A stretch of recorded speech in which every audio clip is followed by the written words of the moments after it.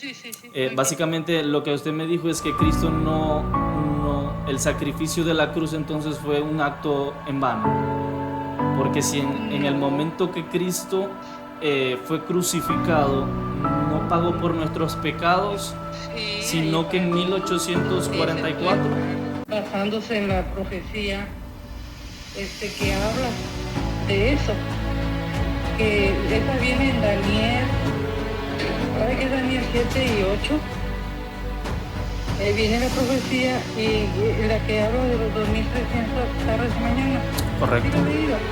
Sí, sí, sí, lo he leído. Nosotros nos congregamos el día sábado, porque para nosotros, de acuerdo a lo que la Biblia dice, es el día de reposo.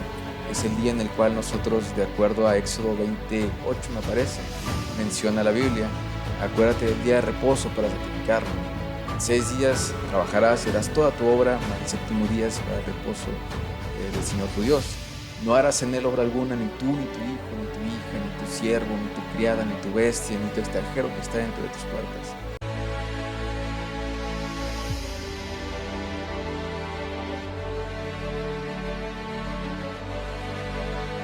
Hey, bienvenidos una vez más a tu programa de las sombras a la luz. Hoy tenemos un programa especial. Hoy Dios va a hablar a sus vidas y creo que como lo hemos venido diciendo desde el principio, de las sombras a la luz, traer el conocimiento y aclarar un poquito. Pero hoy, padrino, hoy tenemos un invitado especial.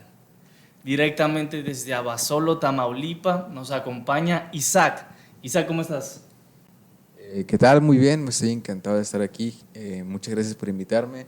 Hermano José Luis, mucho gusto. Estoy encantado de escucharlo hablar, de saber un poco más de usted. Siento que estoy frente a dos personas increíblemente llenas de conocimiento, los admiro mucho y pues muchas gracias por invitarme. Sí, pues padrino, saluda a la audiencia. Sí, Audiencia. claro, ¿cómo están? Muchas bendiciones para todos ustedes que se conectan de nuevo a este canal. Nuestro deseo, como siempre, es bendecirles, ser aporte, ser un apoyo, ser una iluminación, algo que pueda bendecir sus vidas, ser más que nada edificación para todos ustedes. Danilo. Sí, así es. Pues como lo dijimos desde el principio del canal, vamos a traer diferentes tipos de personas con distintos pensamientos, distintas líneas doctrinales. Y nuestro amigo Isaac, él es adventista. Nosotros, yo particularmente, yo no sigo una línea, por así decirlo, de que yo soy esto, soy aquello, pero al canal queremos traer todas estas personas que siguen otras líneas doctrinales.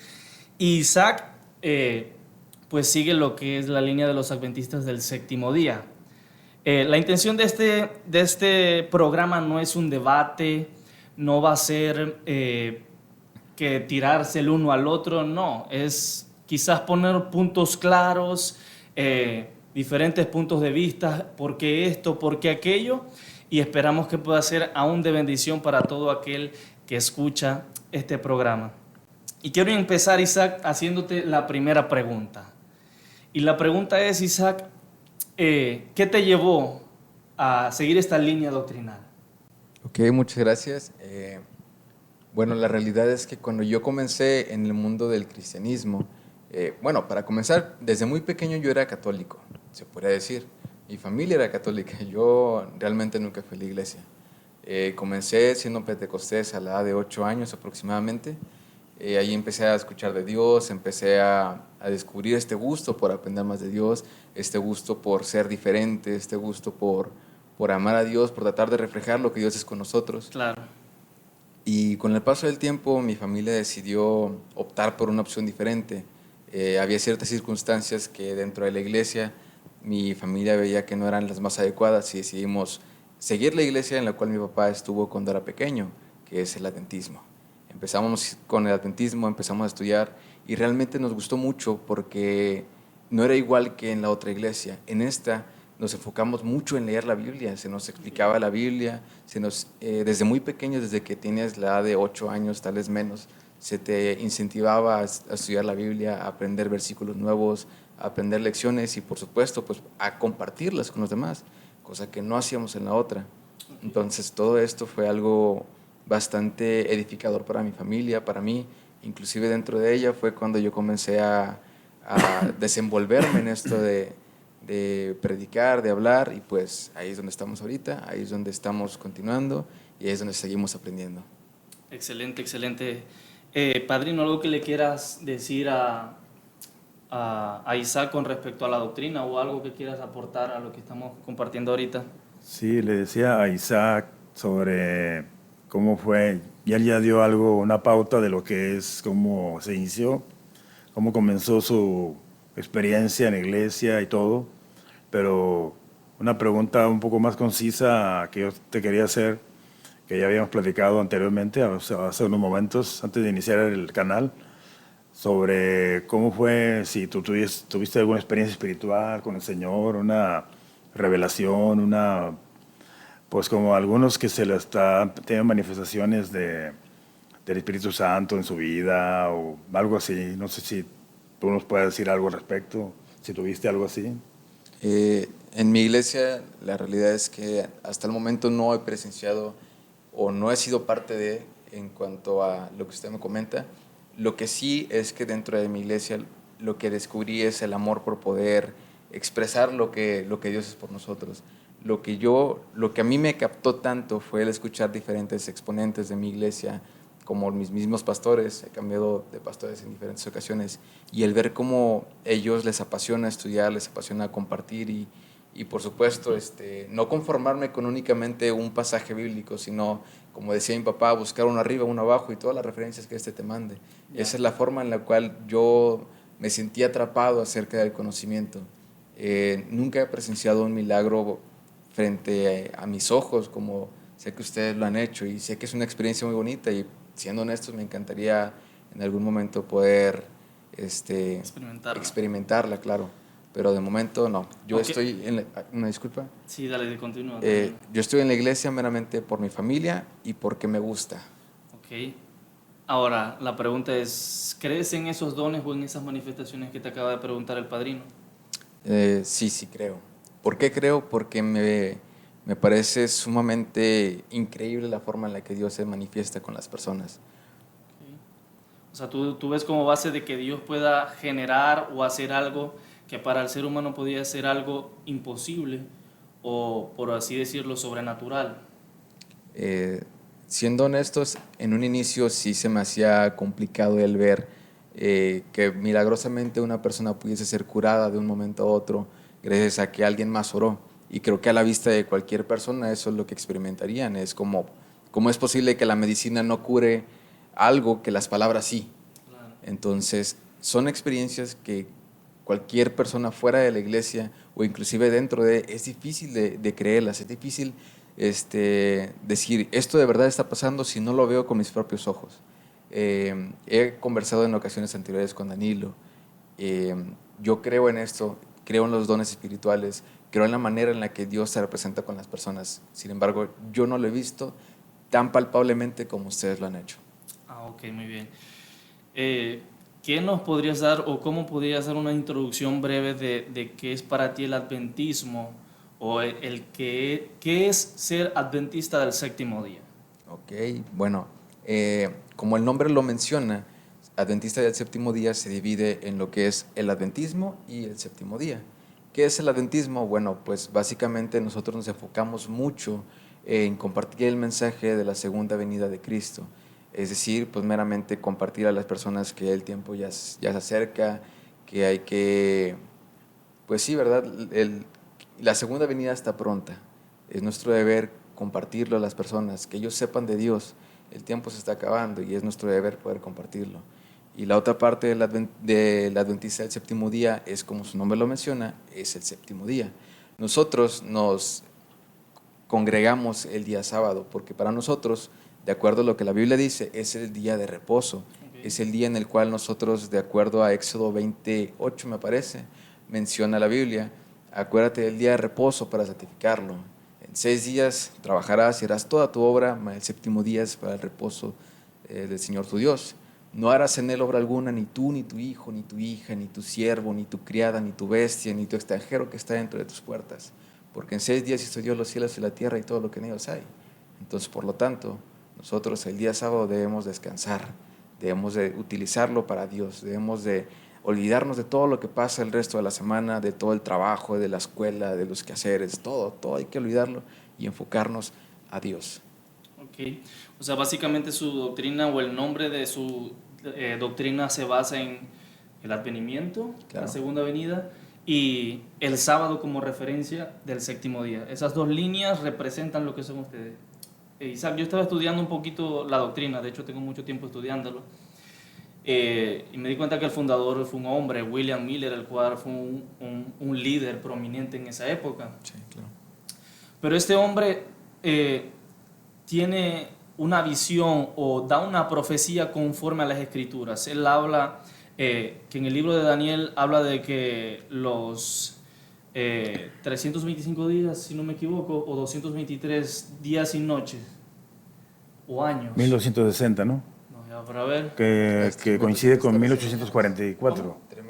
3000, sí, más o menos por ahí. Está en el libro de Daniel. Y él toma esa referencia para decir de que Cristo viene en tal fecha. Y él menciona que en el 1844, el 22 de octubre, para ser exactos, dice que Cristo venía en esa fecha. Pero cuando sucede esto, que llega ese día, no pasa nada. Se le conoce como el gran chasco, así es. O sea, se le conoce como el gran chasco. ¿Por qué el gran chasco? Porque fue un error. ¿En qué año fue eso? ¿Qué? Eso fue en el 1844. Ah, ok. El 22 de octubre. Estaban esperando la venida del Mesías. La venida del Mesías. Estudiando yo la doctrina, pues Miller quiso decir que realmente no es que él se equivocó, sino que fue una especie de advertencia de parte de Dios ese día, de que ya no era que él venía a esa fecha, sino que era como una advertencia. Y hacía referencia en Mateo 25, creo, más si no me equivoco, cuando habla de las 10 vírgenes. Pero tenemos a Elena de White, Sí, claro. que la cual ella obviamente era fiel seguidora de Miller. Al ver el error ella de Miller, pues ella dice, pues él se equivocó en fecha y en día, probablemente. Pero ella da otra fecha, porque tiene una visión.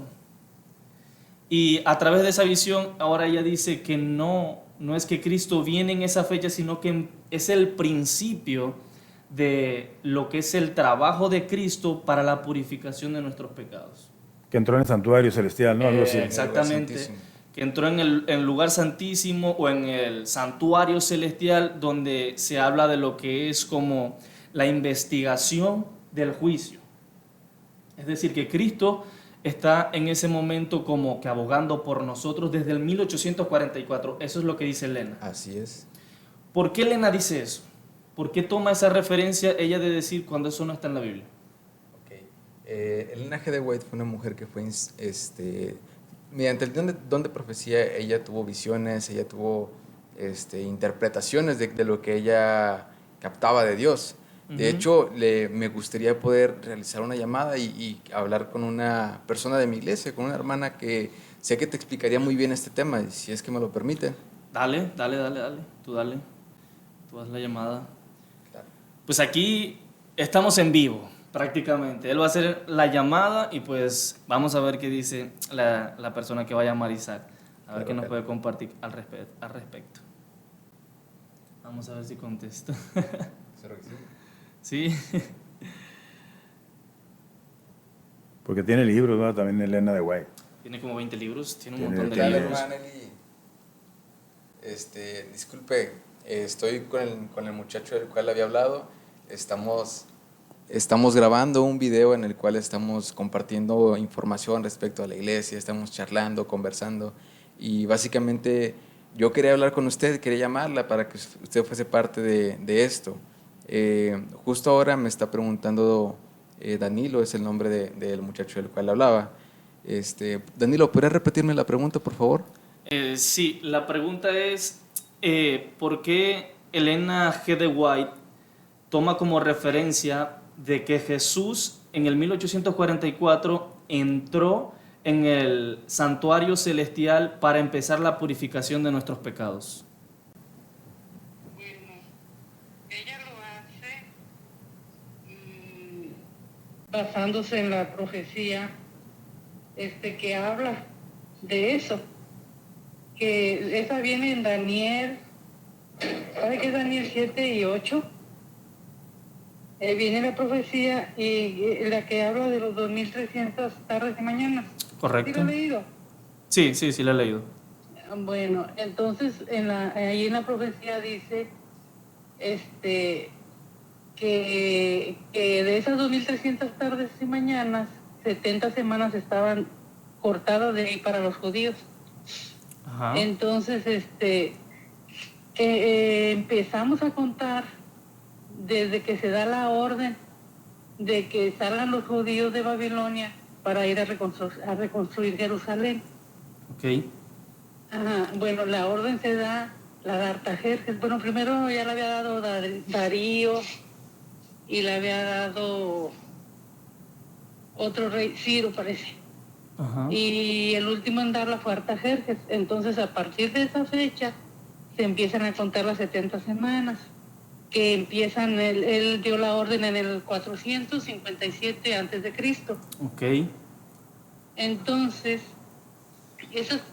terminan esas 70 semanas cuando Jesús muere, ¿verdad? Que es crucificado, a la mitad de la última semana, dice allí.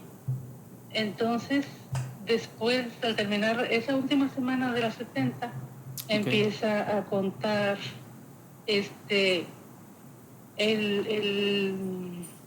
Evangelio, ¿verdad? Ya es predicado para los gentiles. Ok. A las 70 semanas termina para los judíos porque rechazaron al Mesías y todo eso. Ah, ok, muy bien. Entonces, al terminar las 70 semanas, empieza ya el Evangelio para los judíos, para los gentiles, que somos ya nosotros, ¿verdad? Ya entramos también nosotros. Entonces, al cortar esas semanas quedan 1810 años. Y al terminar esos 1810 años se llega al 1844. Ok. Entonces, dice que al terminar, ¿verdad? A ese tiempo, el santuario será purificado al terminar las 2300 tardes y mañanas. Ok, entonces, sí. Ajá. Continúe, disculpe que la interrumpí. Bueno, dice ahí la profecía que entonces, dice, al terminar los 2300 días de tardes y mañanas, dice que el santuario será purificado. Entonces, eso se cumple en 1844. Es cuando se empieza desde 457 antes de Cristo hasta 1844, son 2300 años o así. Ok. Y por eso dice que el santuario será purificado. Entonces quiere decir que ya ve que en el santuario, pues, en el santuario terrenal, sí han leído, ¿verdad?, cómo se hacían los sacrificios, cómo el sacerdote entraba al Sí, lugar claro, santo, por supuesto, sí. y luego al lugar santísimo cada año. Sí, exactamente. Uh-huh. Ajá, bueno, todo eso da referencia, o sea, era un ejemplo, ¿verdad?, de lo que Jesús iba a hacer. Entonces, en 1844 entra Jesús al lugar santísimo a purificar el santuario, ¿cómo? Perdonando los pecados de todos los que reconocieron a Jesús, a Jehová, y que lo hemos aceptado. Entonces, es cuando empieza a purificar el santuario, perdonando los pecados. Y por eso se basa ella como nosotros, ¿verdad? En esa fecha, en 1844, que es cuando terminan las 2300 tardes y mañanas. Ok, entonces, básicamente en lo que... Sí me escucha bien, ¿verdad? Sí. Básicamente lo que usted me dijo es que Cristo el sacrificio de la cruz entonces fue un acto en vano.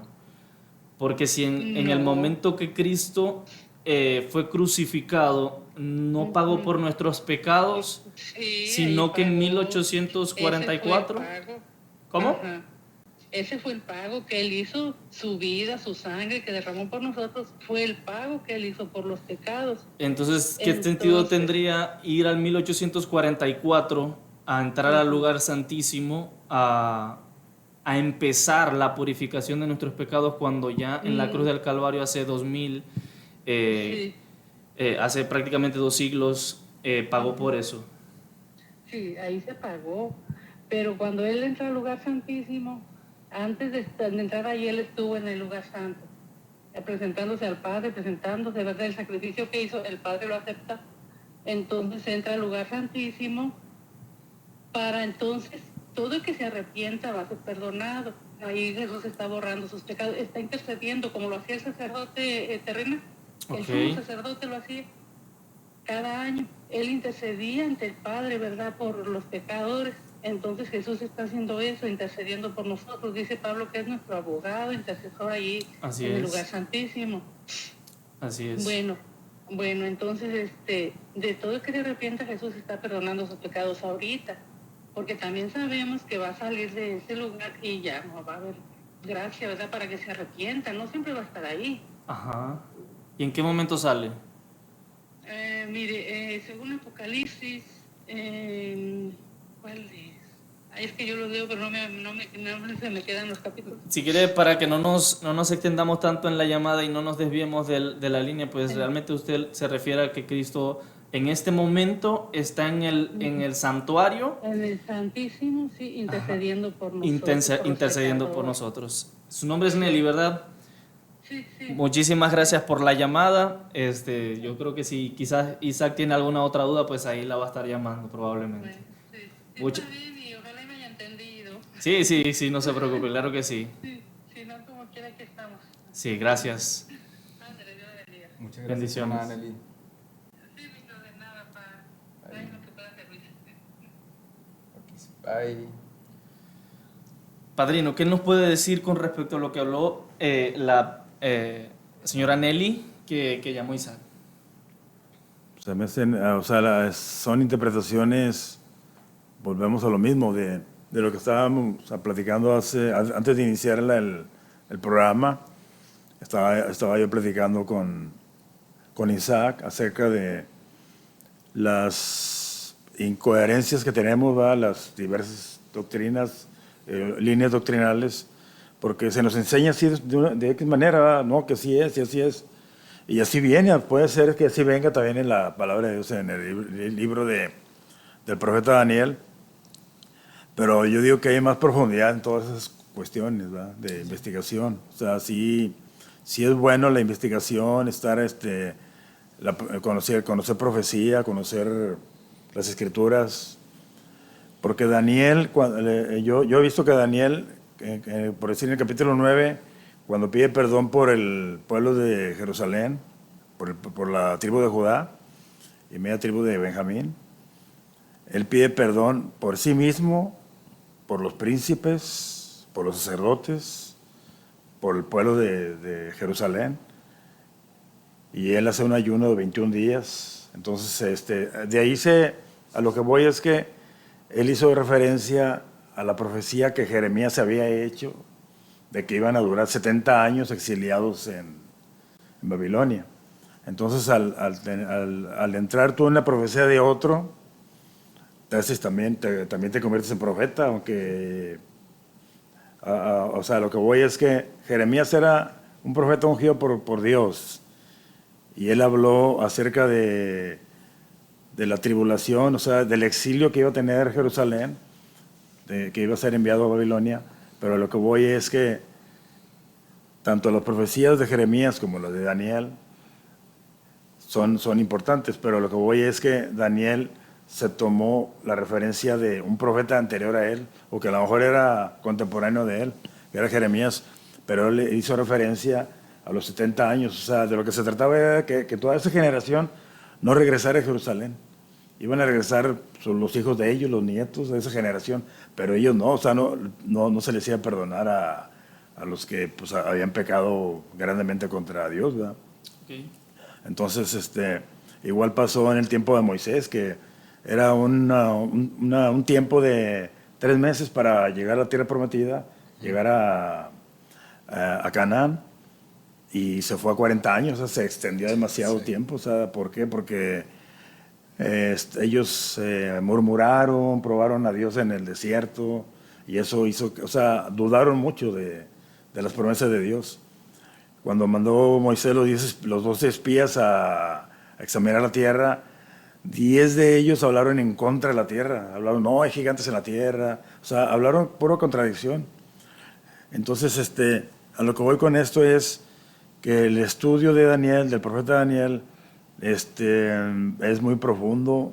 Yo digo por mi parte, porque yo también he leído al profeta Daniel. No son más que 12 capítulos, pero son 12 capítulos con demasiado contenido y de mucha profundidad y muy difícil de comprender y se requiere más, o sea, es bueno tomar siempre, es muy bueno tomar, oye, no, pues yo aprendí aquel, y pues sí, pero yo también tengo, o sea, nosotros también tenemos que escudriñar la palabra, tenemos que, oye, pues yo me tengo que meter en oración, en ayuno también, como fue el caso de Daniel en su momento, y yo también, pues sí, está bien, o sea, como que sí, sí tiene, o sea, como que sí cuadra, va, con la palabra, con lo que me enseñaron a mí, pero yo también tengo que escudriñar por mi parte, sí. O sea, yo también tengo que investigar, hacer mis estudios de la palabra, porque sí es muy complejo. Sí, yo creo algo que muchas de estas líneas doctrinales, yo creo que lo dije en uno de los videos pasados, y es que pues cada uno de estos líderes trataron de llevar pues lo que ellos creían, implementaron lo que es una línea doctrinal. ¿Qué tengo yo en contra de los adventistas? No de los adventistas como personas, Isaac, sino de la doctrina. ¿Qué pasa con los adventistas? Elena de White se vio a la tarea de tratar de buscarle la vuelta a un error. Siento que los adventistas vienen de prueba y error. Es decir, dieron una profecía, una visión, la cual no se cumplió, y buscaron la manera de traerlo a algo que diera credibilidad. Ahora, la historia cuenta de que cuando ya no era William Miller, sino que ahora la principal o la que tenía el mando era Elena, pues te estaban buscando un nombre. Somos los adventistas porque creemos en la segunda venida, pero vamos a ponerle entonces también el séptimo día porque creemos que el sábado es el día de reposo. Entonces, cuando vamos al sábado del día de reposo, estamos diciendo que la gracia de Dios no cumple con los requisitos necesarios, Isaac, según Danilo, mis puntos de vista y sobre lo que yo creo que Dios nos habla a través de su palabra, y es de que a través de esa gracia no es suficiente, sino que necesitamos cumplir ciertos requisitos, como que las reuniones sean el día sábado como un sello, que esto lo habla Elena y lo habla en sus diferentes libros. Ella tiene como 20 libros y escribió más de 40,000 artículos, los cuales fueron referencia para muchos de los que siguen su línea doctrinal. Y ella decía que el que no cumpliera con el sello del sábado, de tener el sábado como día de reposo, estaba marcado por la bestia. Es decir, el día de reposo, si yo lo tomo, o el día en el que yo sirvo al Señor, el día del Señor, que cuando nos vamos al Nuevo Testamento, usted se pone a ver a Pablo, y Pablo manda de que el primer día de la semana adoremos al Señor. Ahorita vamos a dar versículos sobre eso, pero cuando Dios le habla esto a los judíos, Dios se los habla primero a ellos, Isaac. Entonces, cuando Dios les da esta dirección a ellos, es para que ellos lo tomaran como el día en que lo iban a adorar a Él. Está hablando de los judíos, Israel. Cuando Cristo viene, se da cuenta de que es el día sábado, y pues en vez de que la gente esté haciendo buenas obras, por ejemplo, si una cabra o una vaca se metía en una zanja, pues la dejaban ahí tirada porque era día de reposo. No se podía hacer eso.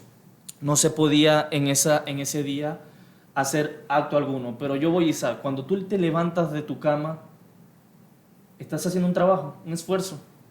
Claro. Rompiste el día de reposo. Ya te voy a dar la palabra, ya, no con más ansias.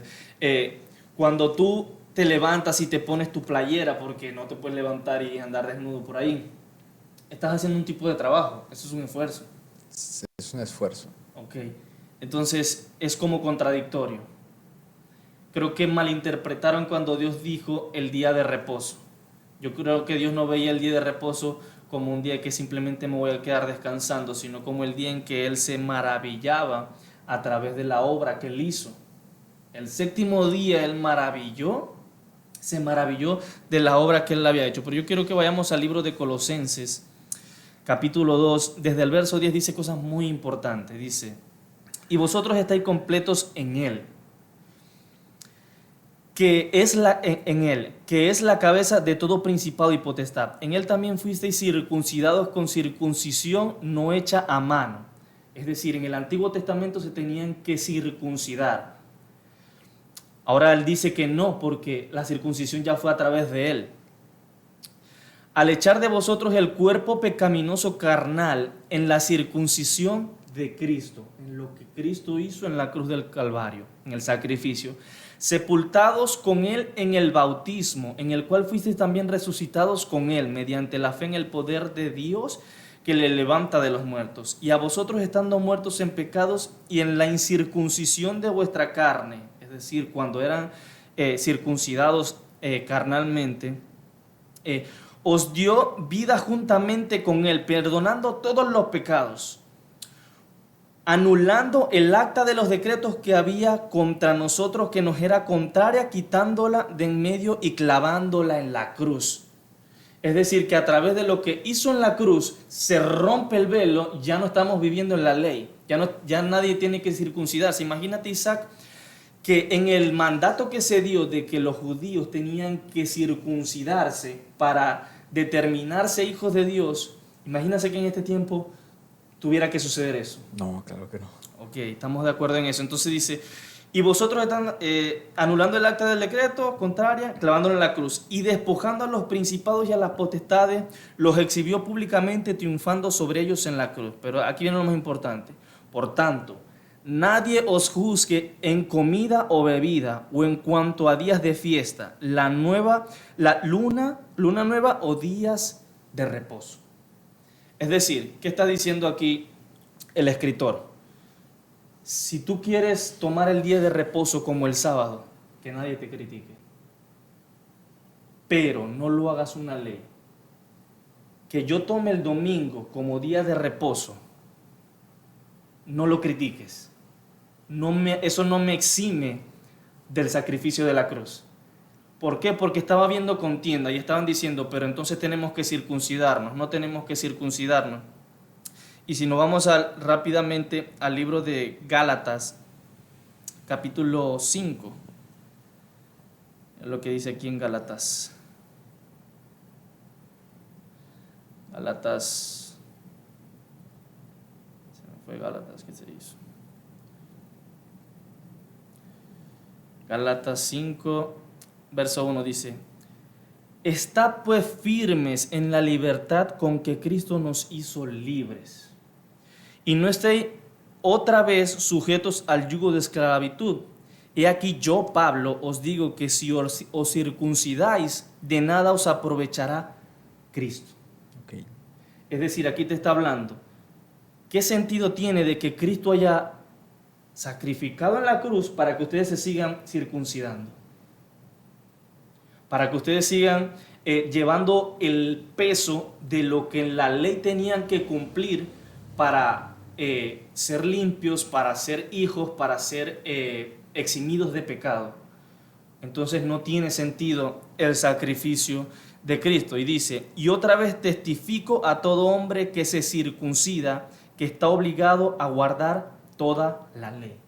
Okay. Es decir, que si tú vas a cumplir una parte de la ley, entonces cúmplela toda. Ya no tomes a Cristo como referencia de que Él fue el que te llevó a la gracia, que a través de su sangre Él te redimió. Entonces, cumple toda la ley, les dice Pablo. ¿Por qué? Porque ellos estaban en contienda diciendo, pues tenemos que circuncidarnos. Pablo le dice, ya va, un momento, ya Cristo pagó por eso. Ahora no estamos bajo la ley, estamos sobre la gracia, que es en Cristo Jesús. Cristo vivió en la ley, mas sin embargo a través de sus enseñanzas nos dio a demostrar que la ley no podía ir por encima de lo que es nuestro Dios. Y si nos vamos a los tiempos antiguos, la ley iba dirigida a cierto tipo de gente, a cierto tipo de personas, en este caso eran los judíos. Entonces cuando hablaba del día de reposo, no se refería de que el sábado lo tomáramos como referencia para ese día, nosotros decir que no podemos hacer nada, o simplemente es el día que tomamos para descansar. Ok. Bueno, mira, para comenzar, yo comprendo todo el asunto acerca de la ley. La ley será... pasos únicamente son cosas que ya no seguimos. Es verdad, fueron abolidas, pero los 10 mandamientos, que es en lo que nosotros nos basamos para cumplir